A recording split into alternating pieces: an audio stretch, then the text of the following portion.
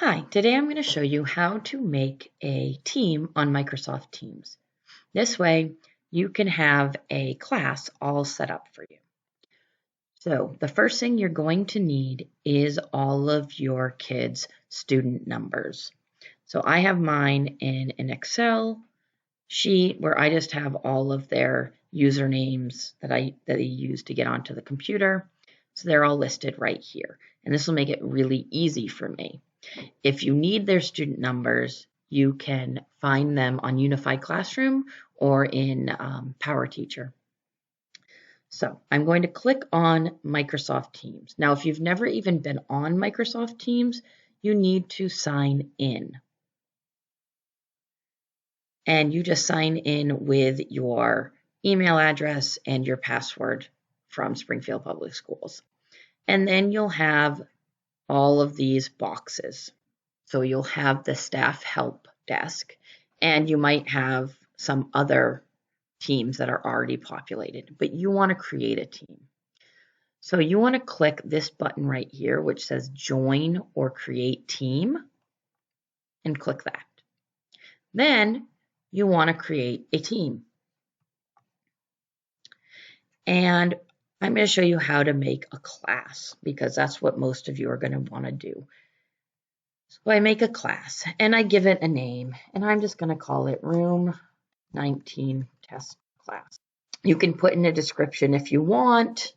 You don't have to. You could put in something like this is a reading class. This is the class for Miss or Mr. or Mrs. whoever, so that the kids know what it is. Then you're going to hit next.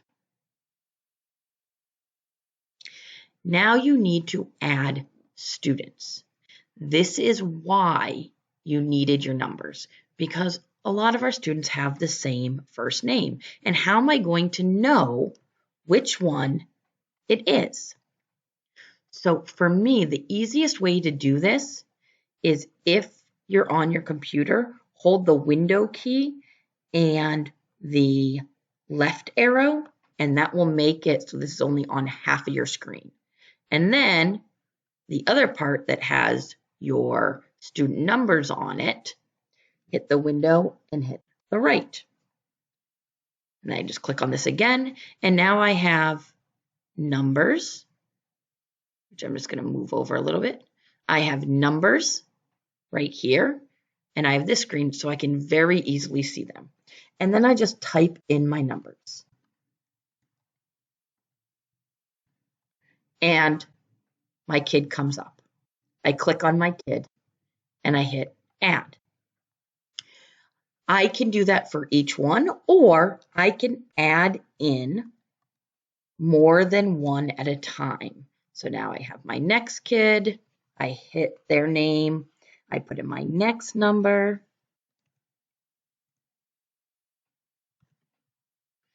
I click on their name, I type in my next number,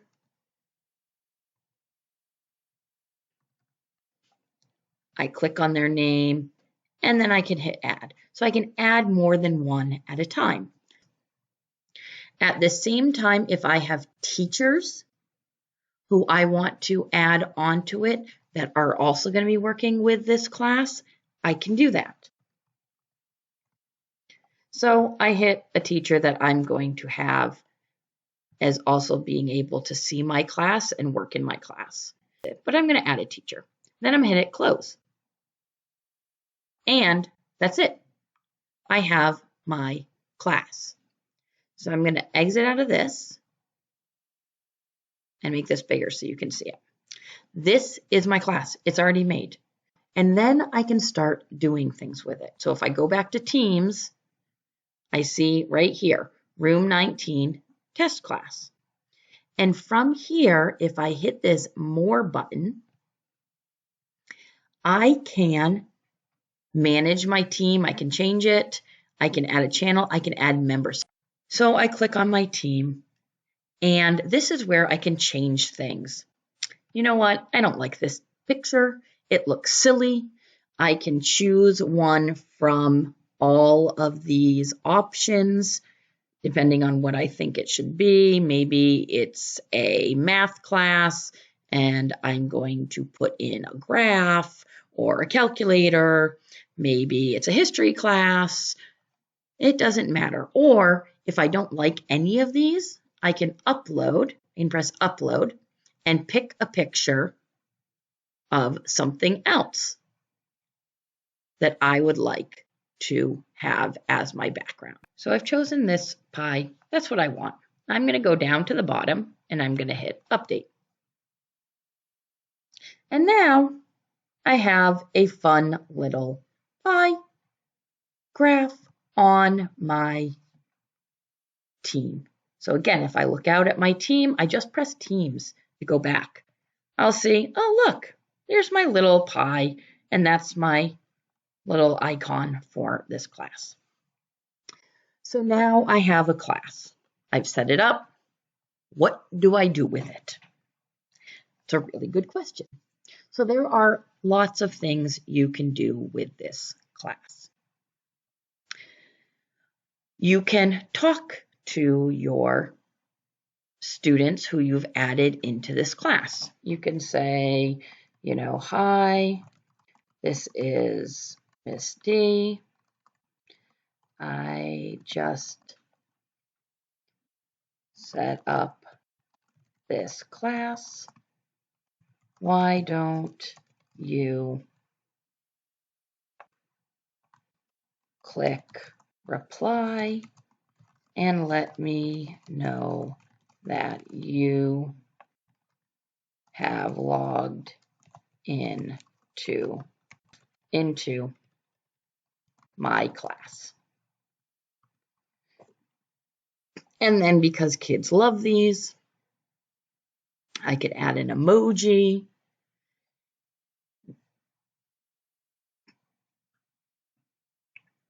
Or I could add a GIF because they're just so much fun and kids love them. And then when I'm done, I hit the arrow or I press enter. And then all the kids have to do to reply is click on reply. And then they've all seen this. And I know.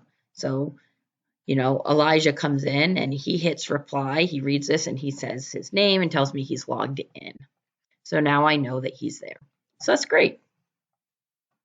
I can see who's here. We can talk to each other on this if we want to, set up threads, whatever we might want to do. The next thing that we can do on this, that's probably the most important, is you can set up a meeting. So I come down to the start a new conversation and I click the little camera icon and I click it. And then it says meet now. I don't want to do that. I want to schedule a meeting. So I go and I schedule a meeting. And let's say it's going to be, call it our first class.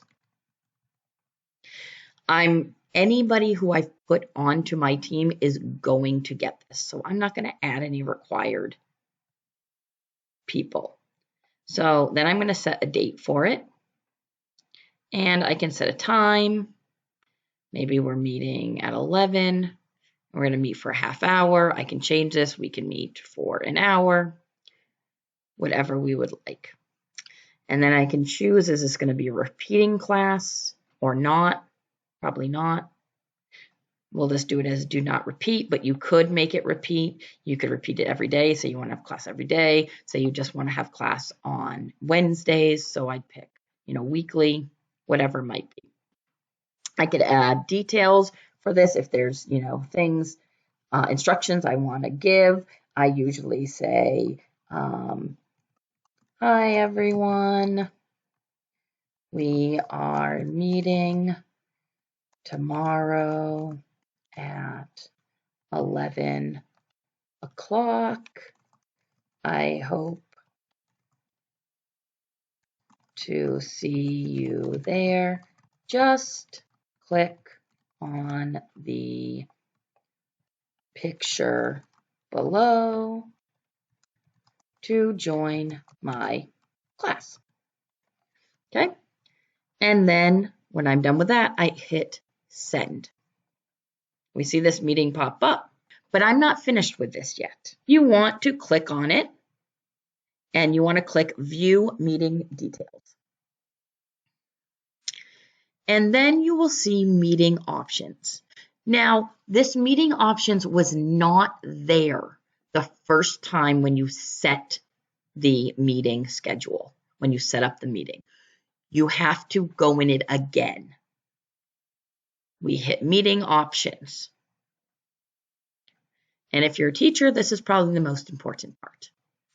Who can present? It's automatically set so that everyone can present, which means that your kids can mute people and they can turn off the meeting and end it, and they could share their screen, and you don't necessarily want that. So I'm going to change that to only me. I'm the only one who can present, which means that I'm the only one who can mute everybody, and I'm the only one who can end the meeting. And I hit save. And I'm done. So I can just close that tab. I'm back to the one that showed my meeting, and I can close this. And now I have scheduled a meeting. Now I want to show you what it will look like if you're doing the meeting. So say it's Wednesday at 11. I'm going to join this. We're going to click join now. And you can have your camera on. I'm sure you really would have your camera on. You want to make sure your mic is on right here. This is a share screen, which I'm going to show you how to use, which is probably one of the best things. More actions. This is to show a conversation. This is who's in it, and that hangs it up. This is the share screen. If I click on share, and remember, I'm the only presenter, so I'm the only one who can do this. I can share my desktop with the kids in different ways. So I could share the screen, and now they're going to see this screen that I'm showing. And then if I want to stop sharing, I just click on this, the little same share thing, except for it says stop sharing, and I stop. I could share a PowerPoint. And now, look, we can see a worksheet together that we could do. I can also share a whiteboard, which I really like. I'm just going to use the whiteboard in Teams instead. And when I'm doing this whiteboard, I can write on it, but the students can also write on it. So you need to be a little bit careful on what age students you're using and what you want them to do, because anybody can write on it. But you can choose a pen, and then you could type on it. Maybe I want to do a math problem, so I'm going to write, 316 plus 429. And I'm going to ask, anybody else, I might call in a student to have them answer it. They also have these pens here. And so they could click on a pen and they could answer it on the whiteboard, and it will show up and everybody will see it. If I'm done, I can erase it and make it go away. I'm going to go off of this, and I'm going to stop presenting that. I can also, in my more actions one, I can record this meeting if I want to. So if I'm doing a class and I want people who aren't at the class to be able to see it, I could record this meeting and then they can see it later. One of the most important parts is I can end the meeting, and that will end it for everybody as long as I am the only presenter. I end the meeting and it's over. The other part is we can have a chat with everybody. So while we're having the meeting, if someone needs to say something, or you could have everybody answer the problem and just type it in, and we'll see everybody's answer to it. They can all type in and we can see them. I can also press this one and it will show my participants. It'll show who's in the meeting, suggestions for who should be in the meeting. Really, it just tells me who's in the meeting. The important thing with that is on this screen, you can only see 4 videos at a time. So you'll see 4 people, and then at the bottom here, you'll just have a list of the other people that are on there, just a little icon like this that says AD. They'll just be little icons. So I'm going to end the meeting, and I want to end it for everyone. And now I'm back at my team page. So the next thing I can do is I can do files, and I could add a file to my team. If there's something I want the kids to have, I could add a new folder. So I can create a folder. Maybe I want this to be math activities, and then I hit create. So now I have a folder with math activities. I can open this folder, and now I can put things into it. I can upload something, finding equivalence fractions worksheet. So now this is in the files. They can open it up, and they could print it. I could ask, the parents to print them out, or they could write the answers on a piece of paper and send it to me. The other thing I can do is I can actually create something. I could create a Word document in this. I'm going to create one that says 3-digit addition, and I'm going to create it. It comes up, the word comes right up here, and I can make a document that they could then work on. And I could give them a couple of problems and have them do it. Because it's on here, it automatically saves. I don't have to do anything. I can just hit close, and it's here, and they could use this. So then I could post in this general so that the kids will know. There is a new math activity to do. Just click on Files and Math Activities folder.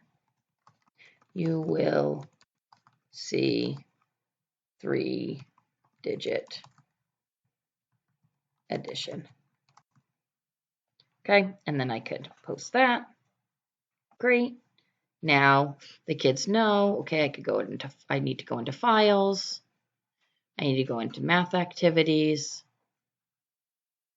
I need to click on 3-digit addition and do it. There's also Class Notebook, which I have another video that goes in all the ways you can use Class Notebook. Now I can go on and click on assignments up here, and I can click on create, and I can create an assignment. And I'm just going to write addition. I can give instructions.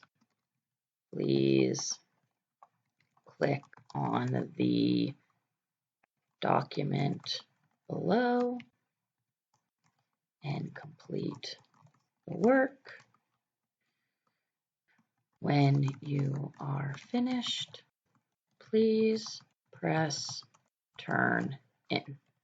And then I can add my resource for what I want them to do. I could just give the instructions on there on what I want them to do.